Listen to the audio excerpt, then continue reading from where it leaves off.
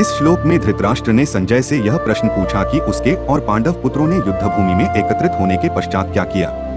अब यह एकदम स्पष्ट था कि वे युद्ध भूमि में केवल युद्ध करने के उद्देश्य के लिए एकत्रित हुए थे, इसलिए यह स्वाभाविक ही था कि वे युद्ध करेंगे। धृतराष्ट्र को ऐसा प्रश्न करने की आवश्यकता क्यों पड़ी कि उन्होंने युद्ध भूमि में क्या किया। धृतराष्ट्र द्वारा धर्म क्षेत्रे धर्मभूमि शब्द का प्रयोग करने से उसकी आशंका का पता चलता है। कुरुक्षेत्र पवित्र भूमि थी।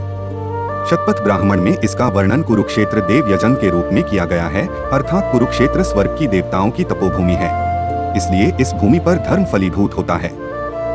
धृतराष्ट्र आशंकित था कि कुरुक्षेत्र की पावन धर्म भूमि के प्रभाव के परिणामस्वरूप उसके पुत्रों में कहीं उचित और अनुचित में भेद करने का ऐसा विवेक जागृत न हो जाए कि वे यह सोचने लगे कि अपने स्वजन पांडवों का संहार करना अनुचित और धर्म विरुद्ध होगा, और कहीं ऐसा विचार कर वे शांति के लिए समझौता करने को तैयार न हो जाएं। इस प्रकार की संभावित आशंकाओं के कारण धृतराष्ट्र के मन में अत्यंत निराशा उत्पन्न हुई। वह सोचने लगा कि यदि उसके पुत्रों ने युद्ध विराम या संधि का प्रस्ताव स्वीकार किया तो पांडव निरंतर उनकी उन्नति के मार्ग में बाधा उत्पन्न करेंगे। साथ ही साथ वह युद्ध के परिणामों के प्रति भी संदिग्ध था और अपने पुत्रों के उज्जवल भविष्य के प्रति सुनिश्चित होना चाहता था।